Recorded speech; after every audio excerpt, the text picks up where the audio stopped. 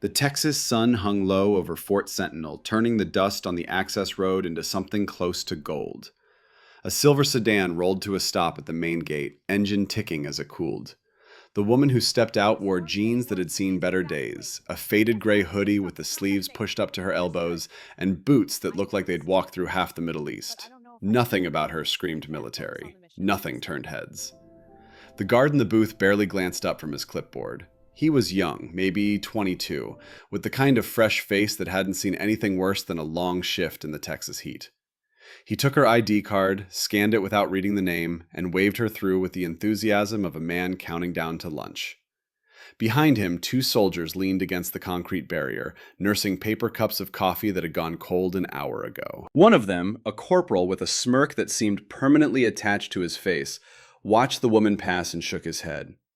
"Another temp clerk," he said, loud enough for her to hear. "How many does that make this month?" The other soldier laughed, the sound dry and bitter. "4, maybe 5. Logistics is bleeding people faster than we can replace them. This one probably won't last 2 weeks." The woman didn't slow down, didn't turn around, didn't give them the satisfaction of a reaction. She just kept walking, one hand adjusting the strap of a single duffel bag slung over her shoulder. Her eyes moved across the base like she was reading a language only she understood. The cracked asphalt, the faded paint on the hangar doors, the vehicles parked in neat rows with flat tires and hoods propped open like broken promises. She saw everything, and she remembered everything. Because Colonel Nora Blackwell had been trained to notice what others missed. Trained to assess, calculate, and act. Trained in places where a single overlooked detail could get good people killed. But nobody at Fort Sentinel knew that. To them, she was just another civilian hire, another warm body to fill a desk until the paperwork crushed her spirit and she walked away like all the others. They had no idea who had just walked through their gate. The image hit her without warning. A flash of memory so vivid, it felt like the Texas heat had turned into Afghan sun. Kandahar Province, summer of 2019. Convoy rolling through a narrow valley with walls of rock on both sides. The terrain screamed ambush with every instinct she possessed. She'd been riding in the lead MRAP, radio in one hand and a laminated map in the other. Captain then, 24 years old and already running logistics for an entire task force. The first RPG had come from the ridgeline, trailing smoke like a comet. It missed the lead truck by 3 feet and detonated against the cliff wall, showering the convoy with shrapnel and dust. Then the world had exploded. Small arms fire from both sides, mortars walking up the valley floor, chaos spilling through the radio as every vehicle called in contact at once. And she'd done what she'd been trained to do. Cut through the noise. Prioritized. Gave orders in a voice that didn't shake even when the world was burning. Victor 2-6, suppress North Ridge. Victor 3-1, move your vehicle forward and create cover for the dismounts. Medevac, I need you airborne in 5 minutes or we're going to lose people. They'd fought their way out. Every truck. Every soldier. She'd earned a silver star that day. They'd pinned it on her chest in a ceremony she barely remembered, and she'd locked it in a box back in her quarters, because medals didn't bring back the ones you couldn't save. But one face haunted her more than the others. Captain Lena Fairchild, her best friend. The woman who'd taught her that logistics wasn't just about moving boxes, it was about keeping soldiers alive. Lena had died in an ambush 3 years later. Different convoy, different valley, same preventable failure. Equipment that never arrived. Maintenance that was never done. Someone, somewhere, hadn't cared enough to do their job right. Nora had sworn at Lena's funeral that it would never happen again. Not on her watch. That's why she was here. The memory faded as quickly as it had come, leaving her standing on the sidewalk outside Building 6, headquarters for the 3rd Sustainment Brigade. The building looked exactly like 100 others she'd seen. Gray concrete, glass doors that reflected the sky but never seemed clean. A sign out front with peeling letters that hadn't been updated since the Obama administration. She pulled the door open and stepped into a lobby that smelled like burnt coffee and old paperwork. The woman behind the reception desk looked up as Nora approached. Specialist fourth class, according to the name tape. Riley.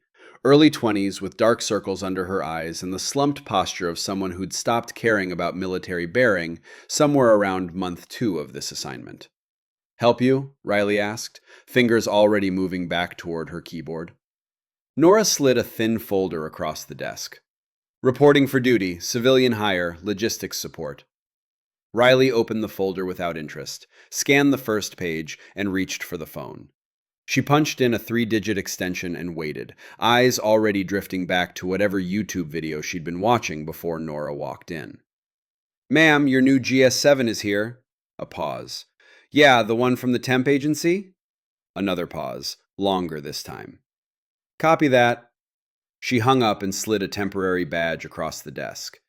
It was white plastic with visitor printed in red letters across the top, the kind of badge that screamed, "You don't belong here," louder than any words could. Third floor, room 312, Riley said. Major Calloway's office. Elevator's down, so you'll have to take the stairs. Thank you, Nora said. Riley was already back on her phone. The stairwell echoed with each footstep. 3 flights up, past walls painted in that particular shade of institutional beige that existed nowhere in nature. Someone had tried to brighten things up with a motivational poster on the second floor landing. Excellence is not a destination, it's a journey. Somebody else had drawn a mustache on the soldier in the photo.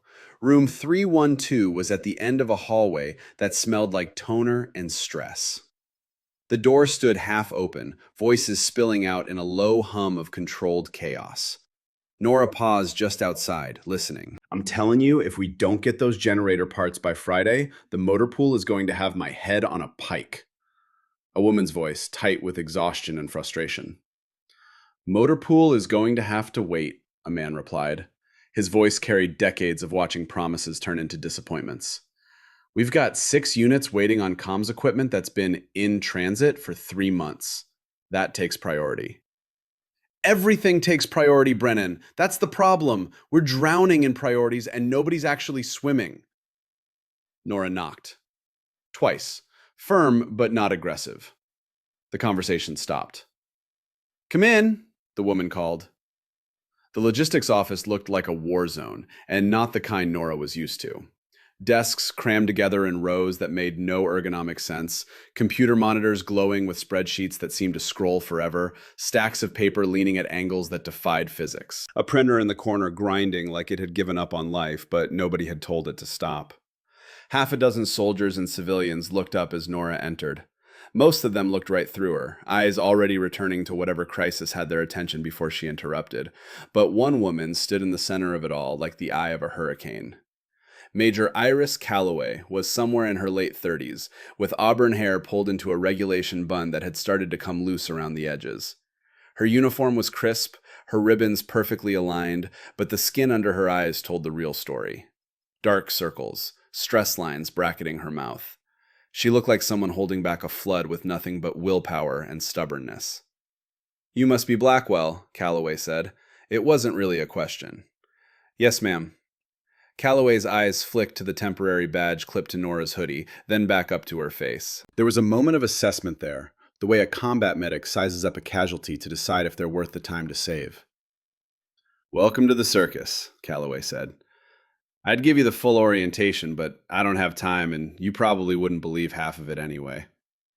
She turned and gestured toward an empty desk, shoved into the corner near a window that overlooked the motor pool.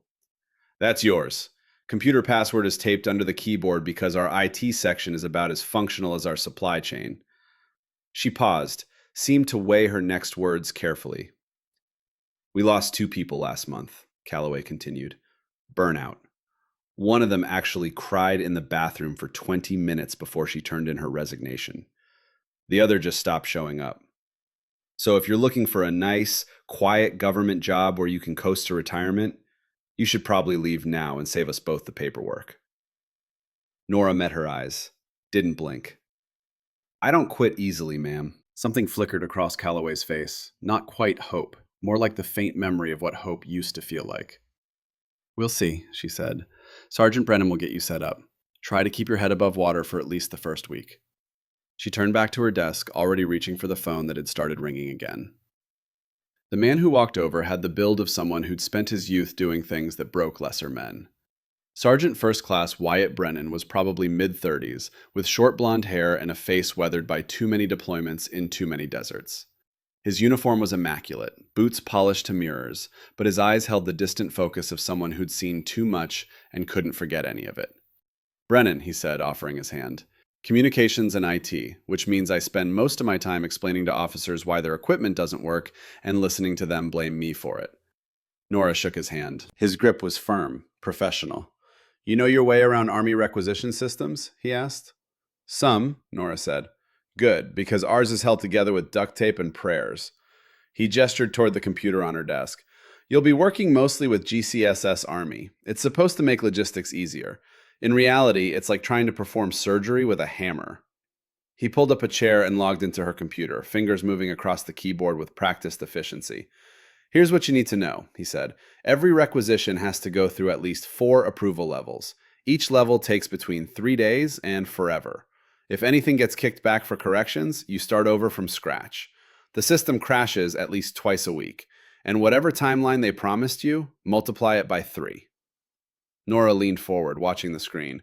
"What's the biggest backlog right now?" Brennan laughed, but there was no humor in it. "Pick a category. Communications equipment, 6 months behind. Vehicle parts, 8 months. Generator components, Major Calloway's been trying to get those for almost a year." "Why?" "Because the system's broken," he said simply. "Has been for years. We submit requests, they disappear into the bureaucracy. Something shows up 6 months later that's the wrong part, wrong model, wrong everything. By then, the unit that needed it has either deployed or found a workaround. So we start over." He stood up, stretching his back with a grimace that suggested old injuries that never quite healed. "You seem like you might actually care," Brennan said. "That's either going to make you very good at this job, or it's going to break your heart. Maybe both."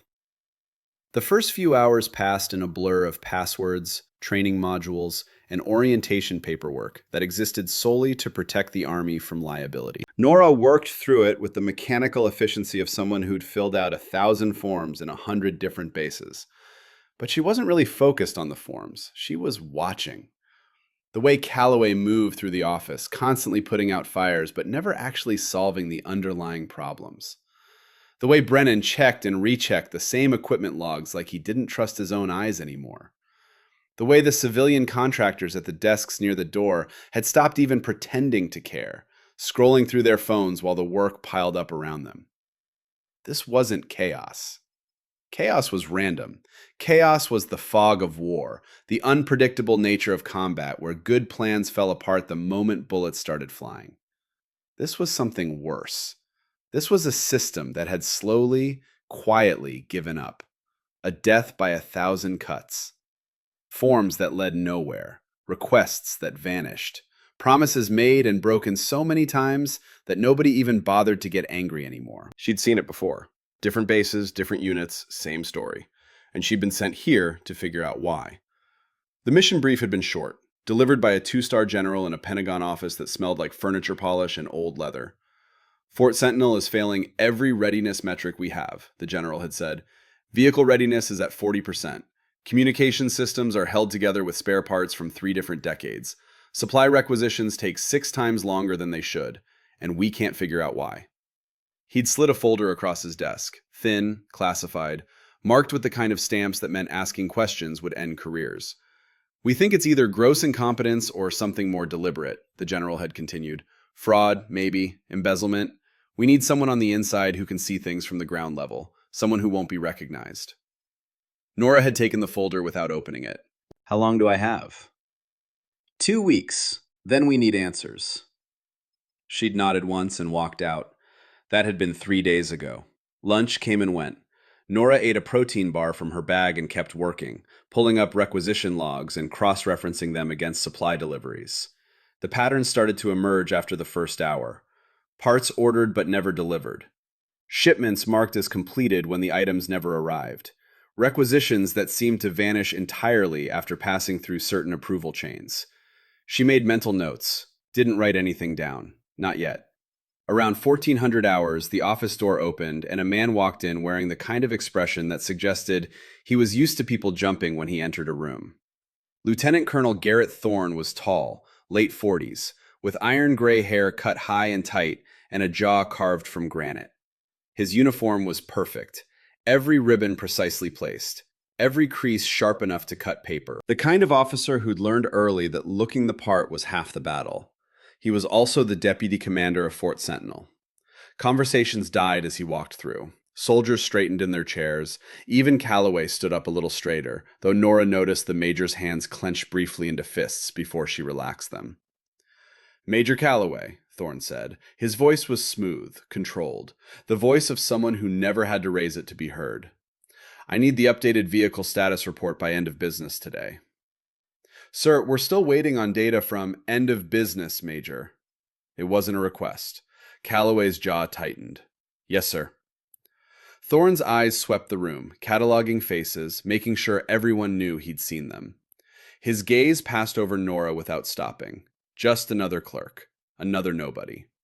As he turned to leave, Nora noticed a captain lingering near the door. Mid-40s, expensive watch, shoes that looked too nice for an army salary. He spoke quietly with Thorne, both men glancing occasionally at papers that Nora couldn't see from her position. She made a mental note. Officers who whispered were usually hiding something.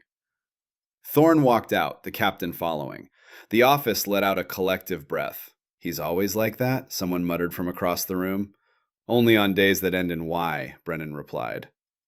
Nora filed that interaction away. The way Thorne had looked at Calloway, the undercurrent of something that wasn't quite hostility, but wasn't far from it. The way nobody had challenged him, even on a request that was clearly impossible to fulfill in the time given. Fear or respect? Sometimes it was hard to tell the difference. The afternoon briefing happened at 1500 hours in a conference room that was too small for the number of people crammed into it. Nora sat in the back with her notebook, one more anonymous face in a sea of exhausted soldiers and contractors. Thorne stood at the head of the table, arms crossed, watching as the logistics chief from each section gave their update. Vehicle maintenance, still behind. Communications, parts delayed. Supply, waiting on approval. Same story, different day. "This is unacceptable," Thorne said when the last briefer finished. His voice was calm, almost conversational, which somehow made it worse. "We've got units rotating through here that depend on our support. When their equipment fails because we didn't do our job, people die. Do you understand that?" Silence.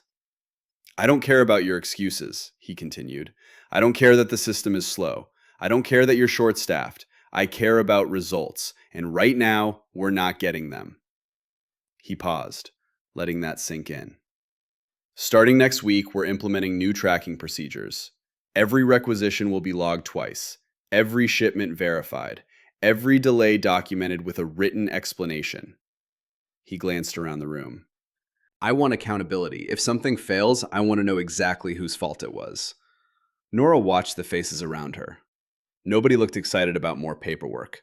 Nobody looked like they thought this would actually solve anything. They just looked tired. Thorne dismissed the group and they filed out, moving with the slow shuffle of people who'd been beaten down one meeting at a time. Nora was the last to leave. She turned at the door, glanced back. Thorne was still standing there, staring at the wall-mounted map of the base. His jaw was tight, his hands clenched at his sides. For just a moment, he looked less like a commander and more like a man standing on the edge of something he couldn't control. Then he noticed her watching, and his expression smoothed into neutral professionalism. "Something I can help you with?" he asked. "No, sir. Just heading back to work." "You're new?" "Yes, sir. Started today." His eyes narrowed slightly. Not suspicious exactly, just calculating. "Blackwell, right?" She was surprised he knew her name. "Yes, sir." "Well, Blackwell, let me give you some advice." He walked closer, stopping just inside the boundaries of what would still be considered professional distance. "This base has a culture problem. People have gotten comfortable with failure. They make excuses instead of finding solutions." He paused. "Don't be one of them." "I won't, sir." He studied her for another moment, then nodded once and walked past her into the hallway. Nora stood there for a long moment after he was gone. That hadn't been a pep talk, that had been a warning, and she filed that away too. The day ended the way it had begun, slowly, painfully, with a dozen small frustrations that added up to nothing accomplished. Nora stayed late, not dramatically late, she wasn't trying to be the hero on day one, but late enough to see what happened when the regular staff went home. Late enough to see which lights stayed on and which offices remained occupied long after the official duty day ended. Calloway's light stayed on until 1900 hours, Brennan's until almost 2000, and one office on the second floor, the one with the nameplate that read LTC Thorn, stayed lit until well past 2100. Nora packed up her things at 2200, nodded to the night shift security guard, and walked out into the Texas night. The temperature had dropped 20 degrees since morning. The sky was clear, stars scattered across the darkness like somebody had spilled diamonds on black velvet. She stood there for a moment, breathing in air that tasted like dust and diesel fuel. 12 years in uniform, 4 combat deployments, 16 countries. Too many firefights to count and too many close calls to forget. And somehow, this felt harder than any of it. Because in combat, at least the enemy wore a different uniform. At least you knew who to shoot. Here, the enemy was entropy, bureaucracy, the slow, grinding death of a system that had stopped believing in itself. And somewhere in the middle of all that, there was corruption. She could feel it, the way a surgeon can feel a tumor before the scans confirm it. She just had to find it. By the end of the first week, Nora had settled into the rhythm of the office. Show up at 0730, work through lunch, leave sometime after 1800, be helpful but not exceptional, be competent but not threatening, fade into the background. It was harder than it sounded. Everything in her training screamed to take charge, to fix the problem she saw, to stand up and tell these people exactly how to unfuck the disaster they were drowning in. But that wasn't the mission. The mission was to watch, listen, understand, and slowly, carefully, she began to see the cracks in the foundation. The requisitions that went through Thorne's office seemed to take twice as long as others. Certain supply vendors kept appearing in the logs even though their delivery times were consistently terrible, and there was a pattern to which items went missing. Always high value, always easily resold, always just plausible enough to be written off as bureaucratic error. She didn't have proof yet, just intuition, the kind of gut feeling that came from years of experience reading between the lines. But she was getting closer. It happened on a Thursday afternoon. Nora was working through a stack of misfiled requisitions, trying to match them with delivery confirmations that didn't exist, when Corporal Jace Ridgway walked past her desk and dropped a folder on it. He was maybe 25, with the kind of cocky swagger that suggested he'd never been punched in the mouth hard enough to learn humility. He'd been one of the soldiers at the gate her first day, the one who'd laughed about temp clerks not lasting. "Major Calloway needs these processed by end of day," he said. Didn't ask, stated. Nora looked up. "What are they?" "Supply request for the motor pool. Should be straightforward." She opened the folder and started scanning. Within 30 seconds, she saw the first problem. Within 2 minutes, she'd found 6 more. These weren't errors. These were traps. Someone had intentionally misfiled the requisitions, used outdated form numbers, and referenced supply codes that hadn't been valid since 2019. If she processed them as is, they'd get kicked back. Major Calloway would get blamed for the delay, and the motor pool would stay broken. "These are wrong," Nora said quietly. Ridgway blinked. "What?" "The form numbers are outdated. These need to be redone using AR 710-2 guidelines, current as of last year. The supply codes need to match the Defense Logistics Agency catalog, not the old GSA system, and half of these items are listed under the wrong unit identification codes." The room had gone quiet. Other people were listening now. Ridgway's cocky expression faltered. "How do you know that?" "Because I read the regulations." "You've been here 1 week." Nora met his eyes, didn't blink. "I read fast." Calloway appeared from her office, drawn by the sudden silence. "What's going on?" "The supply requests Corporal Ridgway just gave me have multiple errors," Nora said. "If we submit them as is, they'll be rejected and you'll take the blame." Calloway took the folder, scanned it quickly. Her eyes widened slightly. "She's right," Calloway said. "These are wrong. Who prepared these? Ridgway shifted uncomfortably. I just picked them up from Colonel Thorne's office, ma'am. He said they were ready to go. The temperature in the room dropped 10 degrees. Did he? Calloway's voice was flat. Nora kept her expression neutral, but her mind was racing. This wasn't incompetence. This was deliberate. Thorne had set up Calloway to fail, and Nora had just caught it. I'll fix them, Nora said. Give me 2 hours. Calloway studied her for a long moment. You're sure you know what you're doing? Yes, ma'am. All right, do it. She glanced at Ridgway. Dismissed, Corporal. He left quickly, not quite meeting anyone's eyes. Nora opened her laptop and got to work. She stayed until midnight that night, long after everyone else had gone home. The only sound in the office was the hum of the fluorescent lights and the clicking of her keyboard.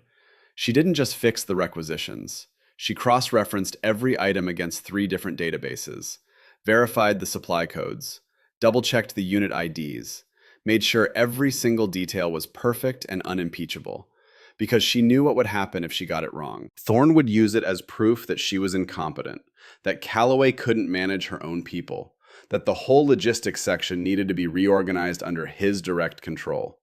This was a test, and she intended to pass. At 0:30, she finally hit submit. Watch the system accept the requisitions without a single error flag. Watch them move into the approval queue where they'd sit for 3 weeks, but at least they'd sit there correctly. She sat back in her chair, rolling her shoulders to work out the knots. That's when she noticed her sleeve had ridden up. There, on her left forearm, was the tattoo. Faded black ink. The distinctive crest of the 75th Ranger Regiment. A scroll wrapped around a sword, backed by a 5-pointed star. She'd gotten it 12 years ago, after her first deployment. Young and stupid and proud. Back when she thought the ink would remind her of who she was. Now it was just one more thing she had to hide. She pulled her sleeve down quickly, glanced around the empty office to make sure nobody had seen. But someone had. Through the window, standing in the parking lot near a street lamp, Staff Sergeant Boone Fletcher was loading equipment into the back of a pickup truck. His eyes were on the 3rd-floor window. On her. And even from that distance, she could see the moment recognition flickered across his face. Not recognition of who she was, not yet, but recognition that she was something more than what her paperwork said. Their eyes met through the glass. Fletcher's expression shifted from curiosity to something harder to read. Then he looked away, finished loading his truck, and drove off into the night. Nora watched him go. The clock was ticking faster now. The second week started with rain. Not the gentle kind that washed away dust and left everything fresh. This was the hard, driving rain that turned the base roads into rivers of red mud and made every task 3 times harder than it needed to be. The kind of weather that felt like an omen. Nora arrived at 0700 30 minutes earlier than required and found the logistics office already buzzing with crisis energy. Phones ringing, voices overlapping, the particular brand of controlled panic that came from too many problems arriving at once. Major Calloway stood in the center of it, hair already escaping from its bun, one hand pressed to her ear as she tried to hear whoever was shouting through her phone. I understand that, sir, she was saying, voice tight with forced patience. But we can't expedite parts that haven't shipped yet. The vendor says they're waiting on... Yes, sir, I understand it's unacceptable. I'm not disagreeing with you. I'm just explaining why... She pulled the phone away from her ear as whoever was on the other end started yelling loud enough for half the office to hear. Brennan caught Nora's eye from across the room and gave her a look that said, "Welcome to Monday." Nora set her bag down and logged into her computer. The screen flickered to life, showing her inbox. 47 new emails since she'd left last night. Most of them flagged urgent. Most of them would turn out to be anything but. She started sorting through them, fingers moving automatically while her brain worked on other problems. The requisition she'd fixed last Thursday had gone through without issue. No errors, no kickbacks, just smooth sailing through the approval chain. Calloway had noticed. Hadn't said much, but there'd been a moment of eye contact that morning that said thank you louder than words. Thorne had noticed too. Nora had seen him watching her through the conference room window during Friday's briefing. Not obviously, just quick glances that lasted a fraction too long. The kind of attention that meant she was on his radar now. That was dangerous. but also necessary. She couldn't catch him if he wasn't looking. The morning dragged on. More emails, more requisitions, more forms that needed to be filled out so other forms could be filled out. The rain hammered against the windows like it was trying to get inside. Around 1000 hours, Calloway's office door opened, and she emerged looking like she'd aged 5 years in 3 hours. "Brennan, Fletcher's on his way up," she called out. "Apparently the generator situation has gone from bad to catastrophic." "Define catastrophic," Brennan replied without looking up from his screen. "2 generators down, 1 barely functioning, and the backup power grid for the communications hub is running on thoughts and prayers." "So Tuesday, basically." Calloway didn't laugh. "This isn't funny, Sergeant. If we lose power to the comm hub during the storm, we're deaf. Every unit on this base depends on those systems, and if something goes wrong while we can't communicate..." She didn't finish the sentence. Didn't need to. Nora kept her eyes on her screen, but her attention was completely focused on the conversation. This was exactly the kind of critical failure point she'd been looking for. The places where the system was stretched so thin that one wrong move would break everything. The door banged open and Staff Sergeant Boone Fletcher walked in, trailing mud and frustration. He was early 40s, built like someone who'd spent his life doing manual labor, with grease under his fingernails and the permanent squint of a man who'd stared at broken engines in too many deserts. He was also the man who'd seen her in the window 5 nights ago, the one who'd looked at her like he was trying to solve a puzzle. "Ma'am," Fletcher said, nodding to Calloway, "we need to talk about the generators." "I figured. How bad?" "Generator 3 is completely dead. Bearing failure in the main shaft. Generator 1 is running, but it's making a noise like a dying cat. And Generator 2 is the only one that's actually functional, but it's running at 90% capacity, and I don't trust it to handle the full load if the others go down." Calloway rubbed her temples. "What do you need?" "Parts that are on back order. Technicians who don't exist. And about 6 months that we don't have." "Fletcher, ma'am, I'm not being difficult. I'm being realistic. I've submitted requisitions for these parts 3 times. They keep getting lost in the system. Last time I called the vendor, they told me they never received any order from Fort Sentinel." Calloway's jaw tightened. "That's impossible. I saw those requisitions go through myself." "I'm just telling you what they told me." Nora's fingers had stopped moving on her keyboard. Her mind was racing through possibilities. Requisitions submitted but never received, parts ordered but never delivered, a pattern of failure that was too consistent to be random. Someone was intercepting those orders, someone who had access to the system and knew how to make things disappear. She pulled up the logistics database and started searching. Generator parts, Fort Sentinel, last 6 months. The results made her blood run cold. 17 requisitions for generator components, all submitted through proper channels, all approved at the unit level, all sent to the Defense Logistics Agency for processing. And then nothing. They'd vanished into the digital void like they'd never existed, except they had existed. Someone had made sure they existed long enough to create a paper trail, and then someone else had made sure they never actually resulted in delivered parts. "Ma'am," Nora said quietly, too quietly for anyone but Calloway to hear. Calloway turned. "What is it, Blackwell?" "I need to show you something." Calloway walked over to Nora's desk, followed by Fletcher and Brennan. Nora pulled up the search results and pointed to the screen. 17 requisitions, she said. All properly formatted, all approved. But if you cross-reference them with actual delivery confirmations, she pulled up another window. There's nothing. No deliveries, no shipments, not even rejection notices. Fletcher leaned in closer, eyes narrowing. "How is that possible?" "It's not," Nora said, "unless someone's deleting them after they're submitted." The room had gone very quiet. "That's a serious accusation," Calloway said carefully. "It's not an accusation, ma'am. It's an observation. The data doesn't lie." Nora pulled up another screen. "And it's not just generators. Look at this." She showed them communications equipment requisitions, vehicle parts, high-value items that all followed the same pattern. Submitted, approved, vanished. Brennan let out a low whistle. "Someone's stealing from us." "Or covering up the fact that they're stealing from someone else," Fletcher added. "If the parts never officially arrive, there's no record of them existing, which means they can be diverted and sold without anyone noticing." Calloway's face had gone pale. "This goes beyond my pay grade. I need to brief Colonel Thorne." Nora felt ice run down her spine. "Ma'am, with respect, I'm not sure that's the best idea." "Why not?" "Because someone with high-level access is doing this. Someone who knows the system well enough to manipulate it without leaving obvious traces. If we alert the wrong person—" "You think it's Thorne," Calloway said flatly.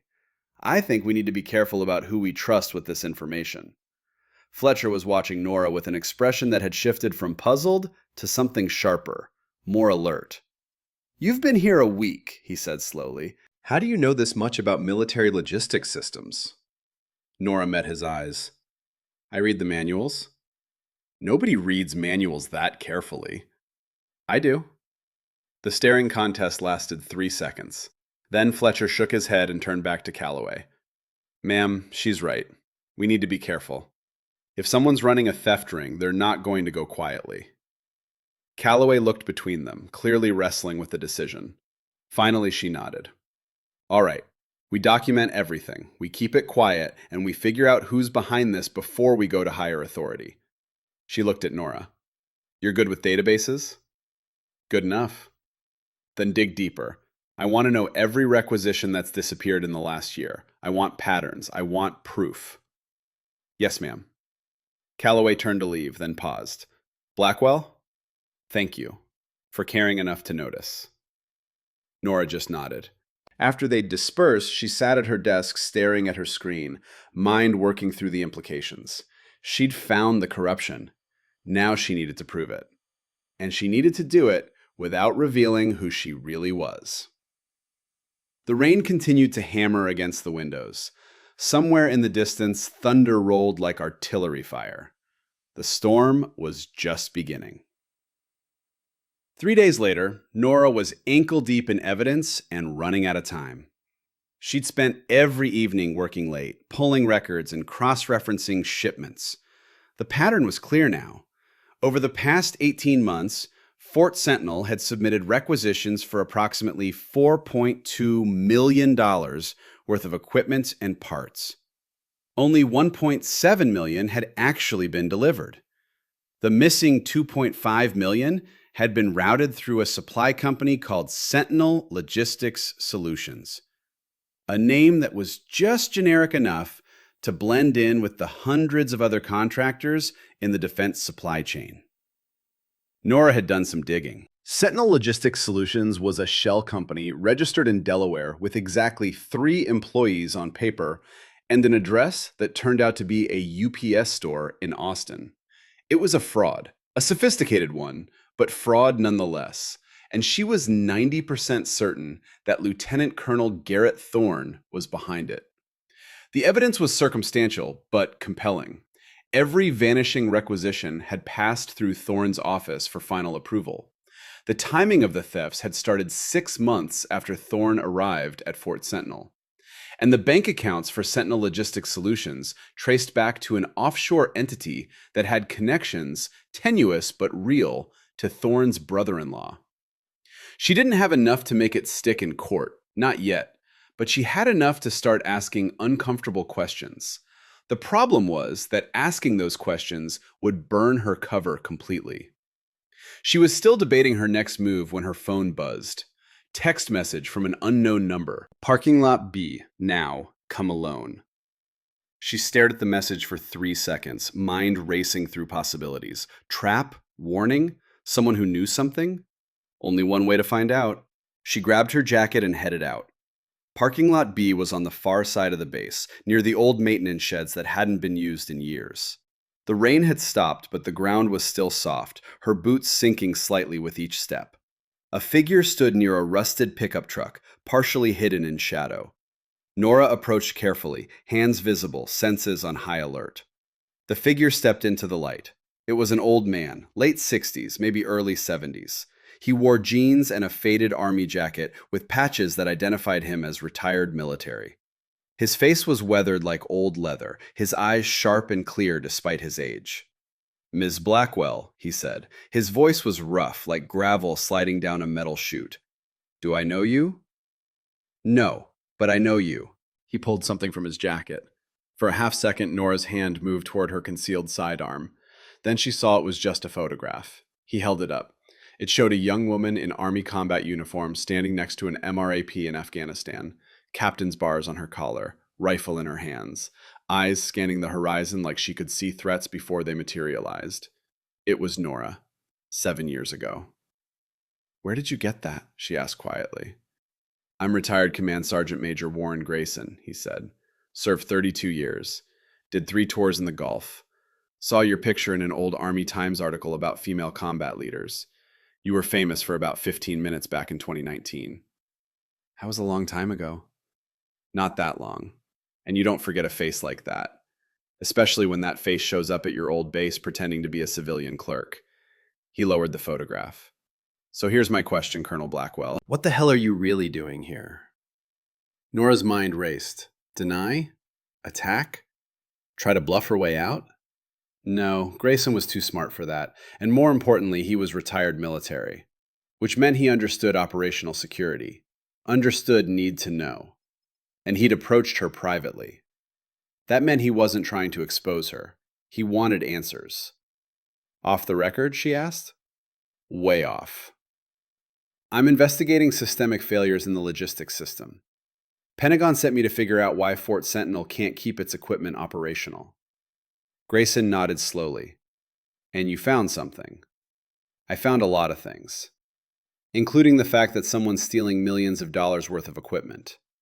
Nora's eyes sharpened. "What do you know about that?" "I know I'm not blind and I'm not stupid.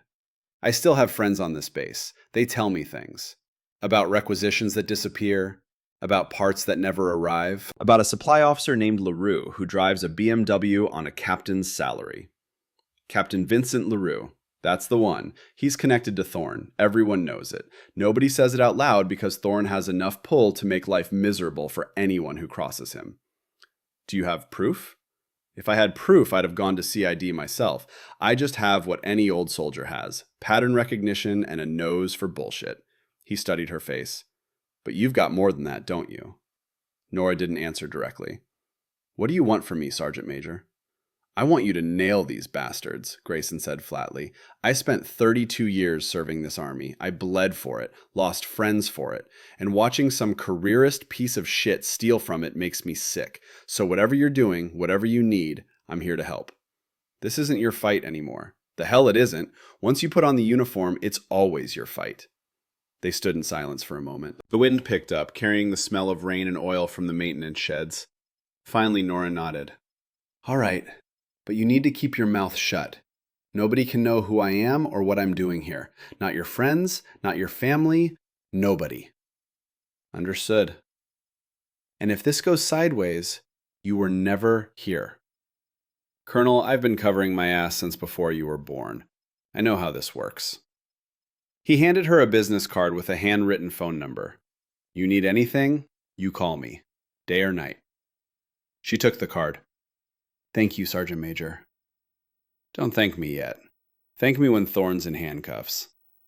He turned and walked back to his truck, moving with the careful gait of a man whose knees had taken too much abuse over too many years. The truck's engine coughed to life and he drove away, taillights disappearing into the gray afternoon. Nora stood there for a long moment, turning the business card over in her fingers. She'd just gained an ally, and possibly exposed herself in the process. The clock was ticking faster now. The storm hit Fort Sentinel 2 days later, with the kind of fury that made you believe in Old Testament God. The Weather Service had been tracking it for a week. A massive low-pressure system pulling moisture up from the Gulf of Mexico and slamming it into the Texas plains. They'd predicted heavy rain, high winds, possible flooding. They'd been optimistic. By 1400 hours, the sky had turned the color of old bruises. Wind was gusting hard enough to rip branches off trees and send trash cans tumbling across parking lots like tumbleweeds. Rain came down in sheets so thick you couldn't see 20 feet in front of your face. And somewhere in the middle of all that chaos, a critical supply convoy was trying to reach Fort Sentinel. Nora first heard about it when Calloway came running out of her office, phone pressed to her ear, and panic written across her face. "Say again?" Calloway shouted into the phone. "You're breaking up. Yes, I understand they're trying. What's their current position?" She listened for a moment, face growing paler. "They're where?" "That road floods every time it rains hard. Why didn't they—" "No, I understand. Just get them here safely." She hung up and looked at Brennan. "We've got a problem." "Just one?" Brennan asked. "That'd be a good day." "The convoy from Houston is stuck on Highway 77. They're carrying critical communications equipment, the replacement parts we've been waiting on for 6 months, but they're having trouble navigating in the storm, and they've lost radio contact with the base." "Lost contact? How?" "The weather's interfering with normal frequencies. They can hear us, but we can barely hear them. And the GPS routing is glitching because of the atmospheric conditions." Nora's attention had locked onto the conversation. She pulled up the convoy tracking system on her computer, fingers moving fast. The screen showed a cluster of icons representing vehicles that should have been 30 miles away, but appeared to be stationary. Not good. "Where exactly are they stuck?" she asked. Calloway came over to look at the screen. "Last known position was mile marker 237 on Highway 77. That's the low section near Cypress Creek," Nora finished. "If they're there during this storm, they're in danger of flooding. We need to get them moving now." "We're trying, but without clear communications," the lights flickered. Once, twice, then steadied. Everyone in the office looked up at the ceiling like they could see through it to the electrical systems beyond. "That's not good," Brennan said quietly. The lights flickered again. This time they dimmed to about half strength before recovering. "Brennan," Calloway said, voice tight, "tell me the generators are holding." "I'll check." He grabbed his radio and keyed the mic. "Motor pool, this is Brennan. Give me status on primary generator." Static. Then Fletcher's voice came through, distorted but audible. "Generator 2 is struggling. Load's too high. Generator 1 is still making that noise I told you about. If we lose Generator 2, we're running on backup power only, and backup wasn't designed to handle the full base load." "How long can backup hold?" "In this storm? Maybe an hour, maybe less." Calloway swore quietly. "All right, all non-essential systems go offline now. Computers, lights, anything that's not critical. We need to reduce the load." People started shutting down workstations. The office lights dimmed as someone flipped breakers. Within 2 minutes, the room had transformed from a modern workspace into something that looked like a bunker preparing for siege. And then the communications hub alarms started going off. The sound was shrill and electronic, cutting through the rain noise like a knife. Red lights began flashing in the hallway. Brennan's radio crackled. "All stations, this is Communications Hub. We've lost primary antenna array. Lightning strike on the relay tower. Backup array is online, but we're operating at reduced capacity. Repeat, reduced capacity." "Reduced by how much?" Brennan demanded. 60%, maybe 70. We can't maintain all channels simultaneously." Nora watched the convoy tracker. The icons were still stationary, and now a new problem was appearing on the screen, a weather alert showing flash flood warnings for the exact area where the convoy was stuck. They were running out of time. "Ma'am," Nora said quietly, too quietly for anyone but Calloway to hear over the chaos, "we need to switch the convoy to emergency frequency." Calloway turned. "What?" "Emergency frequency 243.0. It's military universal. Every convoy vehicle is equipped with radios that can access it. But more importantly, it runs on a different antenna array than our normal communications, one that isn't affected by the storm damage." "How do you know that?" "Because—" Nora stopped herself. "Because I've done this before. Because I've guided convoys through worse. Because I know these systems better than anyone in this building." She couldn't say that. "Because I read the communications protocols," she said instead. "R25 to 50. The backup emergency system uses ground wave propagation instead of line of sight, more reliable in severe weather." Brennan had come over now, listening. "She's right. We don't use 243.0 for routine stuff because it's reserved for actual emergencies. But if we need to reach that convoy..." The lights flickered again. Longer this time. Long enough that the emergency lights kicked on, bathing everything in sickly red. "Do it," Calloway said. "Switch to emergency frequency." "Ma'am, that's above my authority. Then I'll take responsibility. Do it now." Brennan nodded and grabbed his radio. Communications Hub, this is Brennan. Authorization from Major Calloway to activate emergency frequency 243.0 for convoy guidance. Confirm. Silence. Just static and the sound of rain hammering the building. Then, confirmed. Switching to 243.0. Stand by. Nora was already moving toward the communications hub. She didn't ask permission, didn't wait for orders. Her stride carried the unmistakable authority of command, the kind soldiers recognized instinctively even when rank wasn't visible. Calloway and Brennan followed. The communications hub was in the basement of Building 6, a windowless room that smelled like ozone and hot electronics. Screens lined the walls showing frequency waterfalls and signal strengths. Two soldiers sat at consoles wearing headsets, their faces illuminated by the blue glow of monitors. One of them looked up as Nora entered. "Who are you?" "She's with me," Calloway said. "What's the status?" "We've switched to 243.0, but we're not getting a response from the convoy yet. The storm's creating too much interference. Even the backup system is struggling." Nora stepped up to the console. "Let me try." The soldier started to protest, but Calloway cut him off with a gesture. "Move aside." He did. Nora sat down, pulled on the headset, and studied the controls for exactly 3 seconds. Then her hands moved across the interface with practiced efficiency, muscle memory taking over.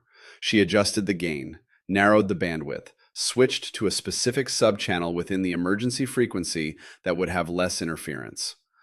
"Fort Sentinel to Convoy Alpha," she said into the microphone. Her voice had changed. Lower, more controlled.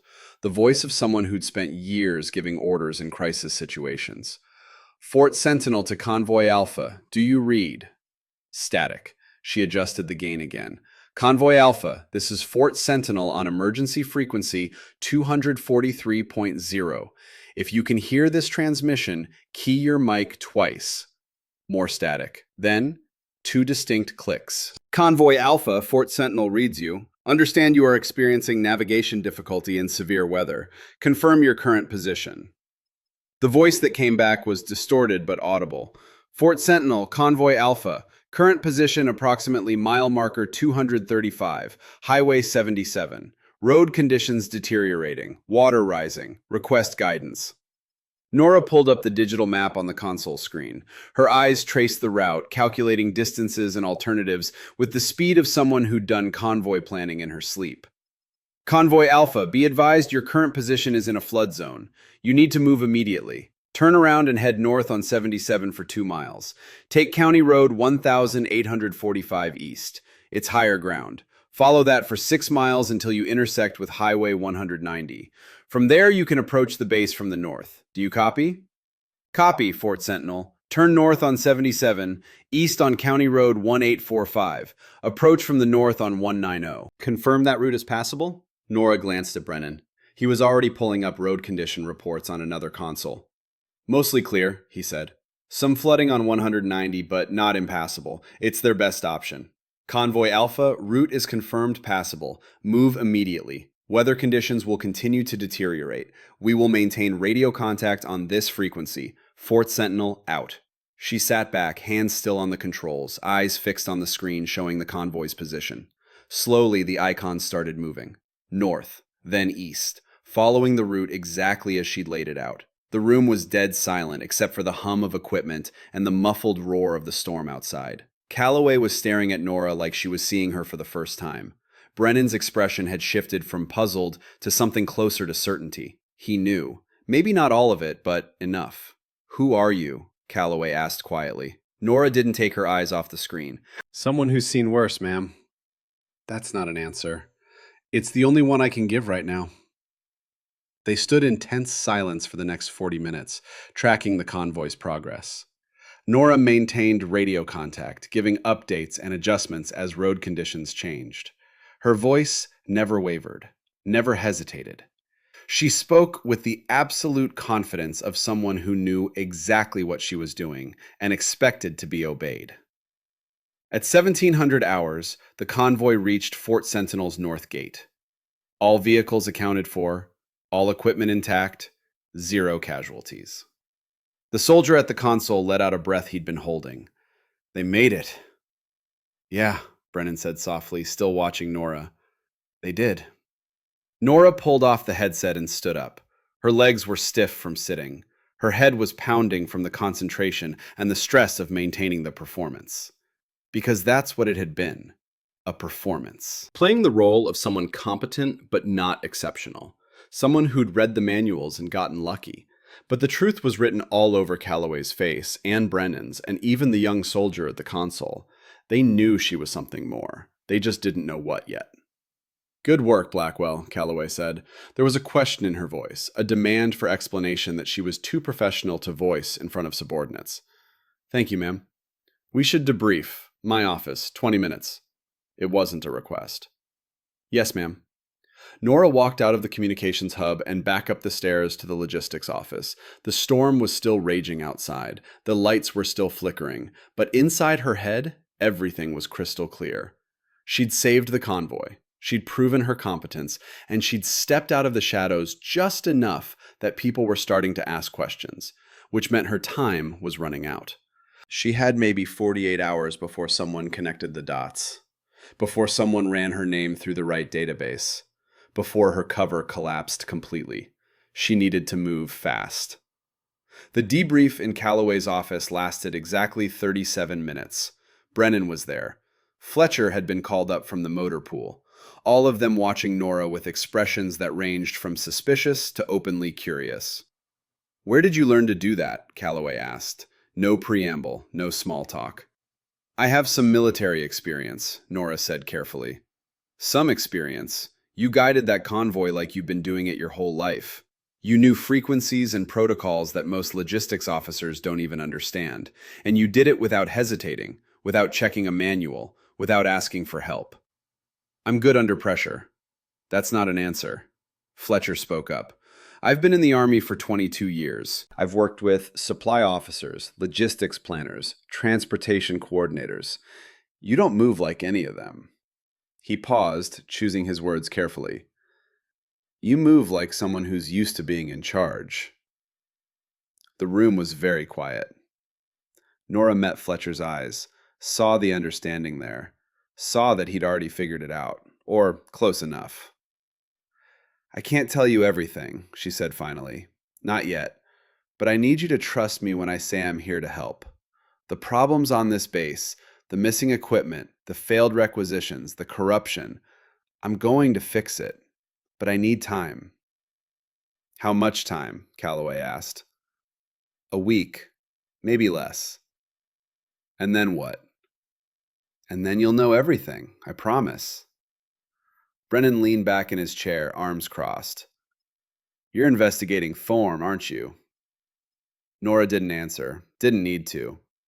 I knew it, Brennan said. That son of a bitch has been dirty from day one. I just couldn't prove it. Can you prove it now? Fletcher asked Nora directly. Almost. I need a few more pieces. And I need you to keep quiet about what happened today. If we keep quiet, Thorne's going to notice anyway, Calloway said. That convoy was carrying equipment his office has been blocking for months. The fact that it arrived is going to raise questions. Let it raise questions. Let him wonder. Scared people make mistakes. They looked at each other, some unspoken conversation passing between them. Finally, Calloway nodded. 1 week, she said. But if you're playing us, if this turns out to be some kind of Inspector General witch hunt, it's not. I'm on your side. I've always been on your side. Fletcher stood up. All right, mystery woman, you've got your week. But after that, I want answers. You'll get them.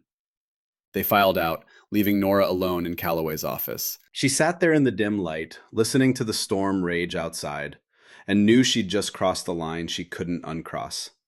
Her phone buzzed. Text message from an unknown number. We need to talk. Thorne knows something. Grayson. Nora stared at the message. The storm outside was nothing compared to the one that was coming. The call came at 0300 hours, 2 days after the storm. Nora was awake when her phone buzzed. She'd been awake for hours, sitting in the darkened living room of her off-base apartment, laptop open, going through files she'd copied from the Fort Sentinel logistics database. Bank records, shipping manifests, email chains that someone had tried to delete but hadn't scrubbed thoroughly enough. She had everything now. Every transaction, every falsified delivery, every dollar that had been siphoned off through the shell company. 2.5 million over 18 months. Not enough to trigger automatic audits, but enough to make Thorne and LaRue very comfortable. The evidence was airtight.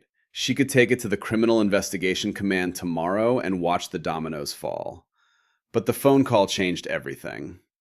Blackwell, she answered without checking the caller ID. It's Grayson. The old sergeant major's voice was tight with urgency. We've got a problem. Thorne knows. Nora was on her feet instantly, already moving toward her closet where her go bag was packed. Knows what? That you're not who you say you are. He called in a favor with someone at INSCOM, got access to restricted personnel databases, found your real file. How do you know this? Because he told LaRue, and LaRue got drunk at the O Club tonight and started running his mouth. One of my friends overheard. Nora's mind raced through implications and contingencies. If Thorne knew she was a colonel, knew she was investigating him, then he'd panic. Panicked men did stupid things. Dangerous things. What's his move? She asked. He's going to expose you at tomorrow's ceremony. Nora froze. What ceremony? You didn't hear? The new brigade commander is taking over tomorrow morning. Full parade ground ceremony. Entire base will be there. Thorne's planning to get up in front of everyone and accuse you of impersonating a federal employee. Make it look like you're the criminal, not him. That's insane. He'd be exposing his own operation. He doesn't care. He thinks if he discredits you publicly, makes you look like some kind of spy or saboteur, nobody will believe anything you say about him. He'll take his chances with whatever evidence you have, as long as he destroys your credibility first. Nora sat down on the edge of her couch, thinking hard. This wasn't how it was supposed to go. She was supposed to gather evidence, brief the CID, let them make the arrests quietly and professionally, clean, surgical. Instead, Thorne was about to turn it into a circus, unless she moved first. What time's the ceremony? She asked. 0800, full dress uniform for military personnel. You're expected to be there as support staff. I'll be there. Colonel, if he calls you out in front of the entire base, then I'll deal with it. Thank you for the warning, Sergeant Major. She hung up and sat in the darkness, laptop screen casting blue light across her face. Tomorrow morning, one way or another, this was going to end. She just had to make sure it ended the right way. The parade ground at Fort Sentinel was built to hold 3,000 people. By 0730 the next morning, it was nearly full. Soldiers in dress uniforms stood in perfect formation, boots gleaming in the early sunlight that had finally broken through after days of storms. Officers clustered near the reviewing stand, making small talk and checking watches. Civilians like Nora gathered near the back, far from the action but close enough to witness whatever was about to happen. The sky was clear, the temperature already climbing toward uncomfortable. The kind of morning that made you sweat just standing still. Nora wore dark slacks, a white blouse, and a blazer she'd never worn before. Professional. Unremarkable. The kind of outfit that said civilian support staff without saying much else.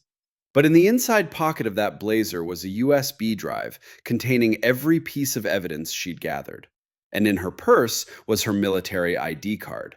The real one, with her actual rank and photograph. Just in case. She positioned herself near the edge of the civilian section, close enough to the front that she could move quickly if needed. Her eyes scanned the crowd, cataloging faces and positions. Major Calloway stood with the logistics battalion staff.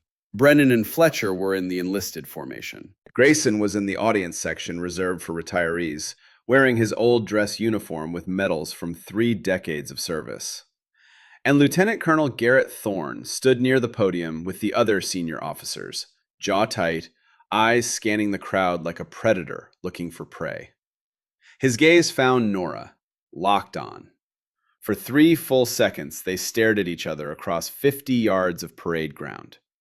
Then Thorne smiled. It was not a pleasant smile. The ceremony began at exactly 0800 with a color guard presenting the flags and the national anthem echoing across the field. Everyone stood at attention, hands over hearts or raised in salute. Nora stood perfectly still, but her mind was calculating distances and angles. The podium was 40 feet away. The nearest exit was 60 feet behind her. The CID office was in Building 12, approximately 200 yards to the east. She had options.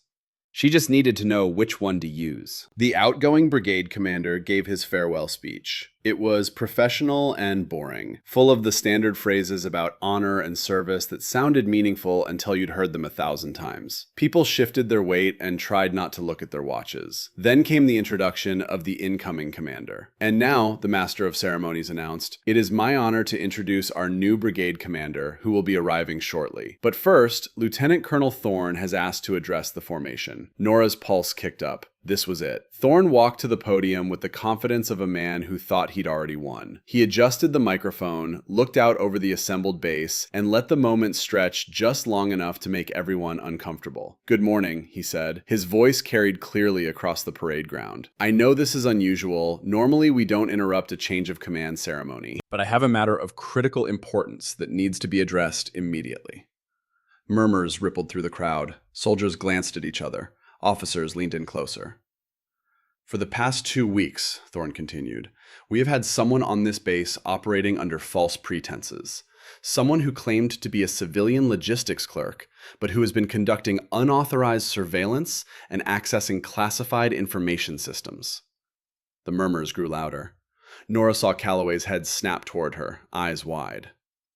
"This person has violated federal law," Thorne said, his voice rising, "has compromised operational security, and has been gathering information about base operations for purposes I can only assume are hostile."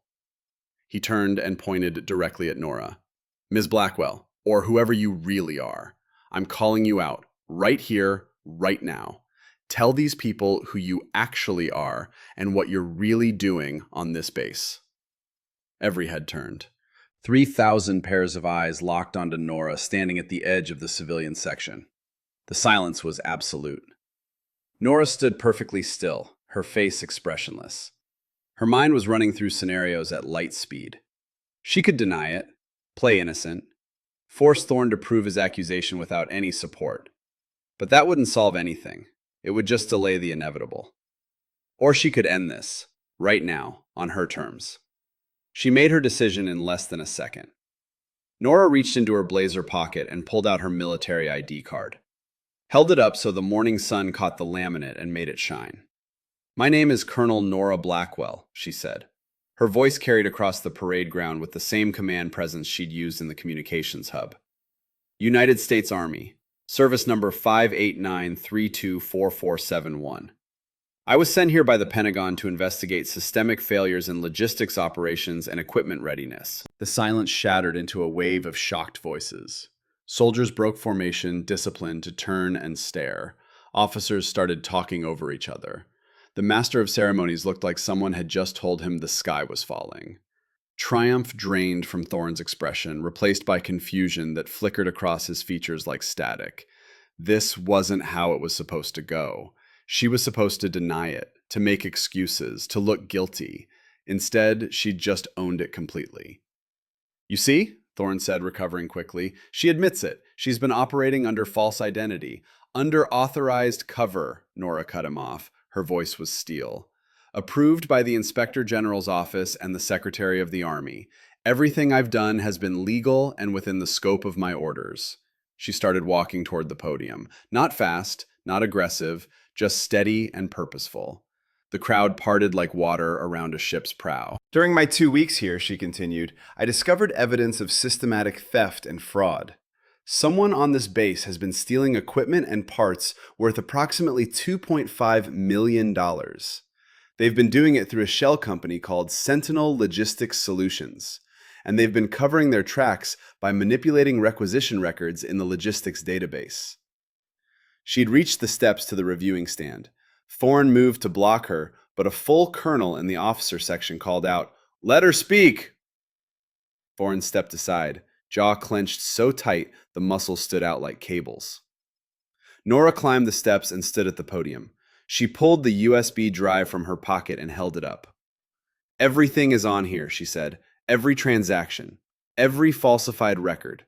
Every dollar that was stolen from the American taxpayer and from the soldiers who needed that equipment to do their jobs." She turned to look directly at Thorne. Lieutenant Colonel Garrett Thorne and Captain Vincent LaRue are responsible. I have bank records linking them to the shell company. I have emails showing they coordinated the thefts. I have shipping manifests proving they diverted equipment to be sold on the black market. The color leached from Thorne's skin, leaving him looking like a man who just felt the ground disappear beneath his feet. That's a lie. She's making this up to cover her own illegal activity. Then let's call the Criminal Investigation Command right now, Nora said calmly. Let's have them examine this evidence. Let's put everything on the table and see who's telling the truth. She pulled out her phone, dialed the number she'd memorized 3 days ago. CID duty officer? This is Colonel Nora Blackwell. I'm at Fort Sentinel and I need agents here immediately. I have evidence of criminal activity by senior officers. Yes, I'll hold. The parade ground was in chaos now. Officers shouting questions, soldiers abandoning formation. The master of ceremonies had completely lost control of the situation.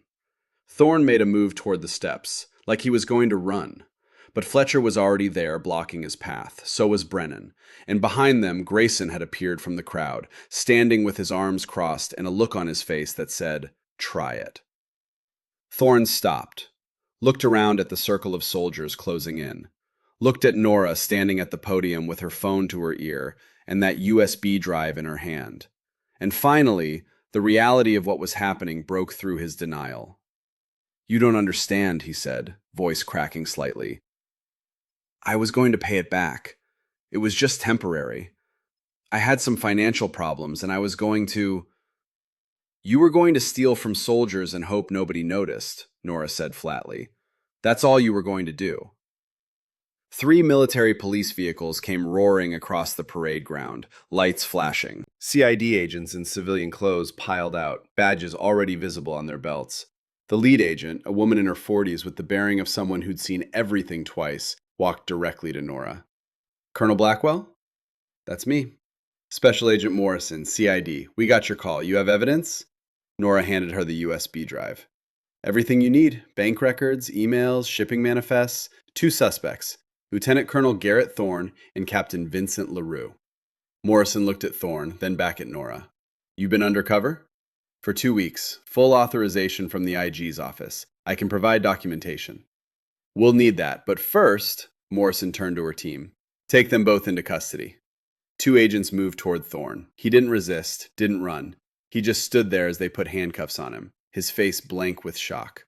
Another team was already heading toward the officers' section where LaRue had been sitting. Nora saw him try to slip away through the crowd, saw Fletcher move to intercept, saw LaRue go down face first in the grass as Fletcher tackled him with the efficiency of someone who'd done it before. The CID agents pulled LaRue to his feet and cuffed him. It was over in less than 3 minutes. Morrison turned back to Nora. "Colonel, we're going to need a full debrief.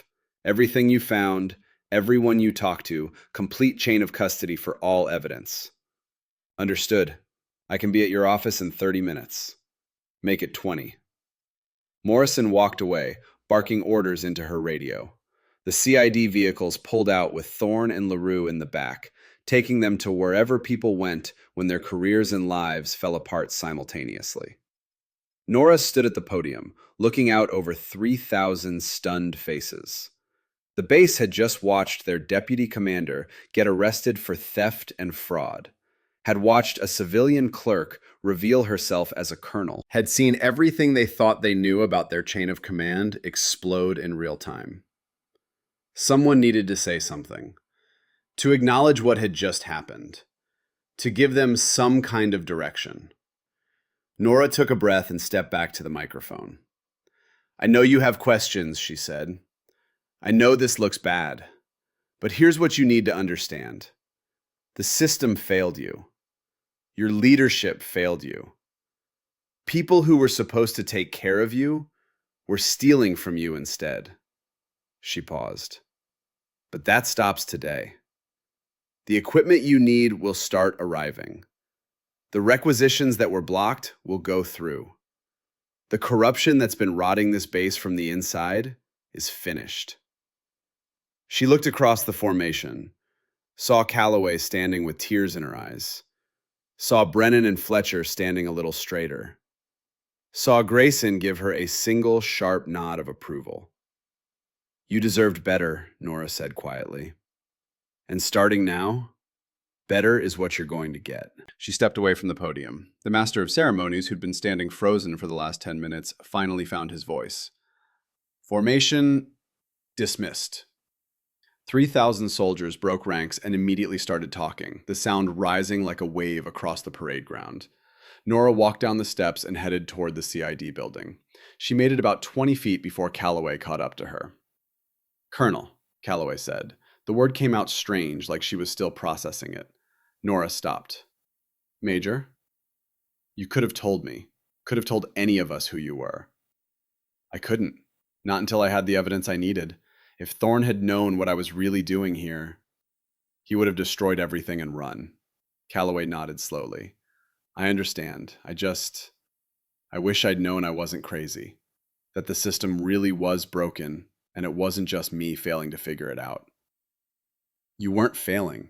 You were fighting a rigged game. And you were winning anyway. Nora met her eyes. You kept this section running when it should have collapsed. You protected your people. You never gave up. That's not failure. That's the definition of leadership. Calloway's composure cracked, just for a second. Just long enough for Nora to see the exhaustion and relief and gratitude all mixed together. Thank you, Calloway said quietly. Don't thank me yet. We've still got 6 months of work to unfuck everything Thorne broke. We? I'm not going anywhere until this base is fixed. That's the other half of my orders. Nora smiled slightly. Hope you don't mind having a colonel looking over your shoulder for a while. After what I just saw, ma'am, you can look over my shoulder anytime you want. They walked together toward the CID building, leaving the chaos of the parade ground behind them. The debrief took 6 hours. Nora sat in a windowless conference room at the CID office and walked Special Agent Morrison through every detail. The fake background, the cover story, the 2 weeks of investigation. Every piece of evidence and how she'd obtained it. Every conversation and who'd witnessed it. Morrison recorded everything, asked pointed questions, and occasionally made notes on a legal pad with handwriting that looked like a seismograph during an earthquake. This is solid work, Morrison said when they finally finished. Textbook undercover operation. The prosecution's gonna love you. I just want to make sure it sticks, Nora said. These guys don't get to plea down to some minor charge and walk away. With what you've given us, they're looking at federal charges, theft of government property, fraud, conspiracy. We're talking 10 to 15 years minimum. Morrison leaned back in her chair. They're done. Good. Although, I have to say, Colonel, you took a hell of a risk. If Thorne had figured out who you were a week earlier, he would have run and we'd have caught him anyway. I had contingencies. Still, going undercover as a civilian on your own base, that takes either guts or crazy. Morrison smiled slightly. Maybe both. Maybe, Nora agreed. Morrison closed her notebook. We'll need you available for the court-martial proceedings. Could be months before it goes to trial. I'll be here. Like I said, I'm not leaving until this base is fixed. Then I guess we'll be seeing a lot of each other. Morrison stood and offered her hand. Welcome to Fort Sentinel, Colonel. Officially this time. Nora shook it. Thank you, Agent Morrison. She walked out into the late afternoon sunlight. The temperature had dropped slightly, but the air still felt thick and heavy. Storm weather building again on the horizon. Her phone buzzed. Text from Grayson. Well done, Colonel. Buying you a beer tonight. No is not an option. She smiled and typed back. 1,900 hours. You're paying. Damn right I am. Nora pocketed her phone and headed back toward the logistics building. She had work to do. Requisitions to unfuck, systems to rebuild, trust to restore. But first, she had one more stop to make. The motor pool was quiet at 1,700 hours. Most of the mechanics had gone home. A few diehards remained, working on vehicles that couldn't wait until morning. Fletcher was one of them. He stood in front of Generator 2 with a wrench in one hand and a look of intense concentration on his face. The generator was running smoothly now, the grinding noise that had plagued it for months finally silenced. "You fixed it," Nora said. Fletcher looked up, saw her, and straightened. "Ma'am." The word came out automatically, followed by a salute. Nora returned it. "At ease, Staff Sergeant. I'm not here for an inspection. Just trying to get used to the new rank, ma'am. Still wrapping my head around the fact that you're a colonel." I've been a colonel for 3 years. I was just wearing different clothes for a couple weeks. Fletcher set down his wrench and wiped his hands on a rag. Why'd you do it? Go undercover, I mean. You could have just shown up as a colonel, demanded answers, scared everybody into compliance. Because scared people tell you what you want to hear. Comfortable people tell you the truth. Nora walked closer to the generator, listening to the steady hum. I needed to see what was really happening here, not the sanitized version that gets briefed up the chain, the actual ground truth. And what'd you find? Good people trying to do their jobs in a broken system, and a couple of bad people exploiting that system for profit. Fletcher nodded slowly. That tattoo I saw, the one on your arm, that's real? Ranger Regiment. Got it after my first deployment. I was young and stupid. Doesn't seem stupid to me. Seems like you earned it. He paused. Those guys you arrested today, Thorne and LaRue, they're going away for a long time?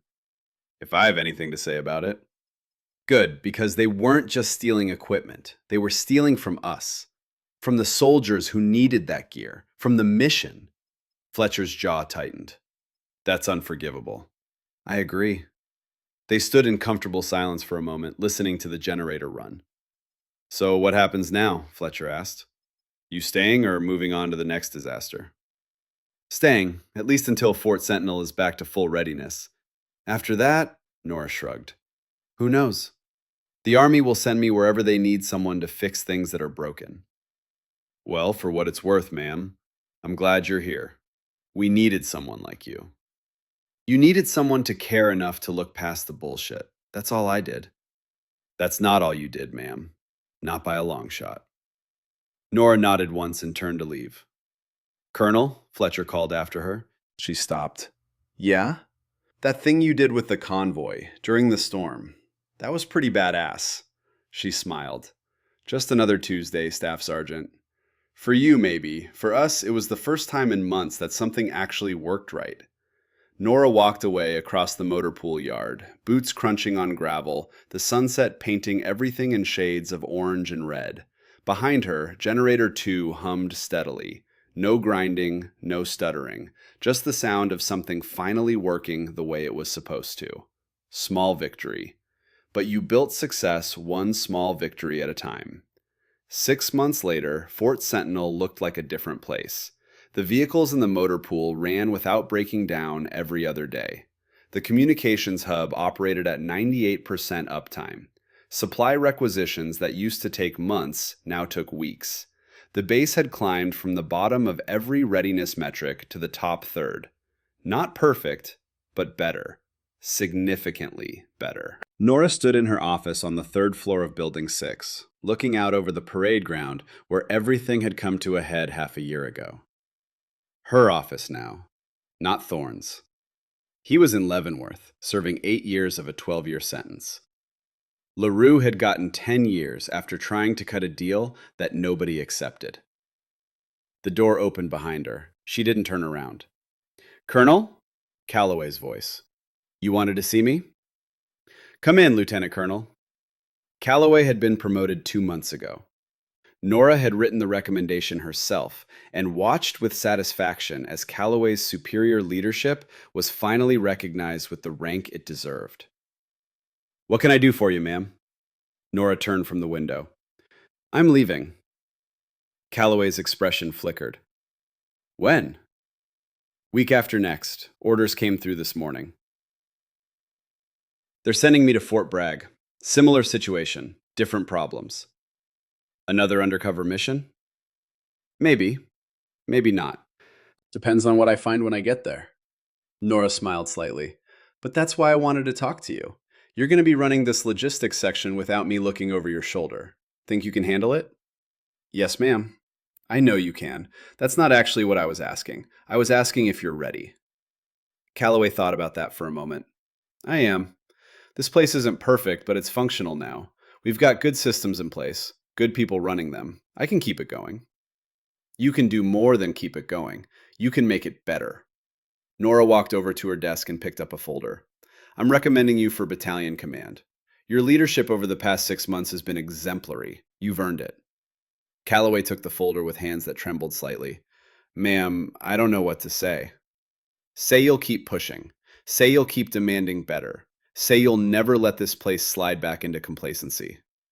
I will. I promise. And that's all I need to hear. They stood in silence for a moment, two officers who'd started as strangers and ended as something closer to friends. Can I ask you something? Calloway said. Why did you care so much? You could have come in, gathered your evidence, made your arrests, and left. You didn't have to stay and help us rebuild. Nora walked back to the window, looked out at the base she'd spent 6 months fixing. 7 years ago, she said quietly, I lost a friend, Captain Lena Fairchild. We served together in Afghanistan. She was killed in an ambush that happened because someone in the supply chain screwed up. The convoy didn't have the right equipment, the vehicles weren't properly maintained, the comms gear failed at the critical moment. She paused. Lena died because someone, somewhere, didn't do their job. Maybe it was incompetence, maybe it was laziness, maybe it was corruption. I never found out which. But I swore that day that I'd never let it happen again, that I'd never let bureaucratic failure cost more good soldiers their lives. She turned to face Calloway. That's why I care. That's why I went undercover. That's why I stayed to help rebuild. Because every piece of equipment that arrives on time, every vehicle that runs properly, every comm system that works when it's needed, that's one less soldier who dies because we failed them. Calloway's eyes were bright.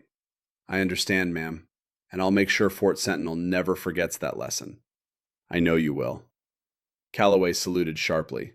Nora returned it.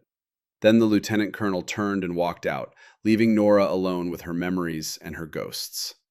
The last day came faster than Nora expected.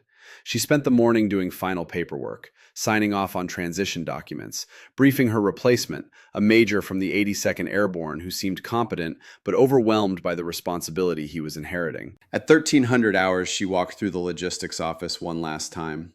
The desks were still crowded, the phones still rang constantly, but the atmosphere was different now. People worked with purpose instead of resignation. They believed their efforts mattered. That was the real victory. Not the arrests, not the recovered stolen equipment, but the restoration of hope. Brennan met her at the door. Colonel, wanted to say goodbye before you left. How's the comm hub running? Like a Swiss watch.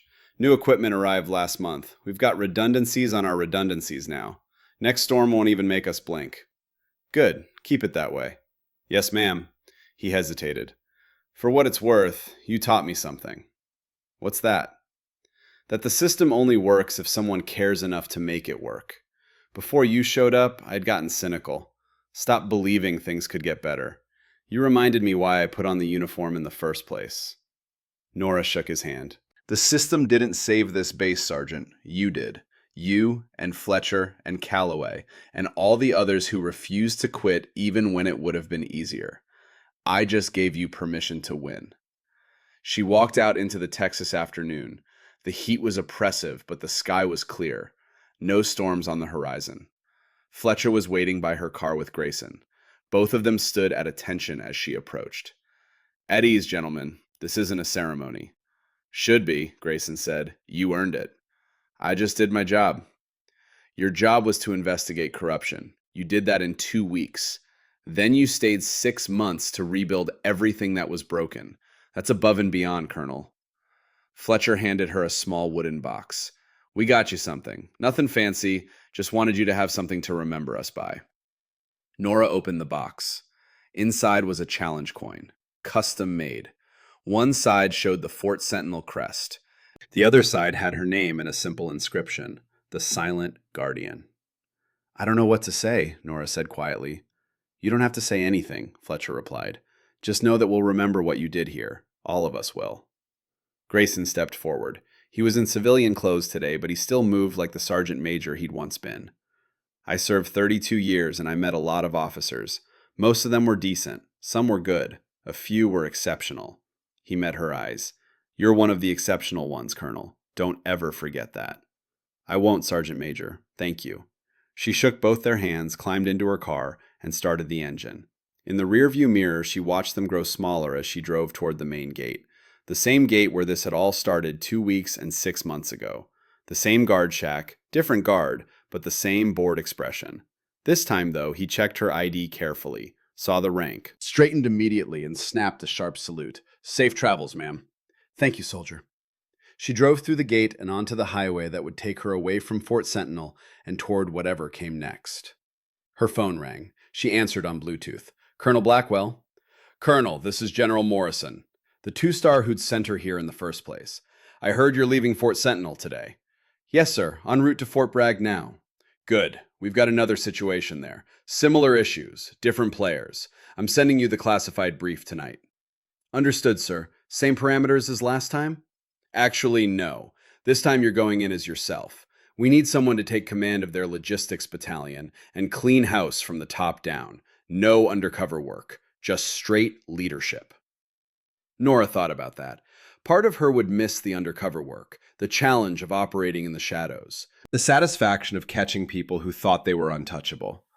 But another part of her was relieved, because at the end of the day, she was a soldier, and soldiers were meant to lead from the front, not from the shadows. Roger that, sir. I'll be ready. I know you will. Morrison out. The line went dead. Nora drove on through the Texas plains. The sun was setting behind her, painting the sky in colors that reminded her of fire and blood and all the things she'd seen in too many countries. But ahead of her, the road stretched clean and clear into the gathering darkness. Another base, another fight, another chance to make sure no soldier died because someone didn't do their job. She'd promised Lena that much, and Nora Blackwell always kept her promises. The work was never finished, but neither was she.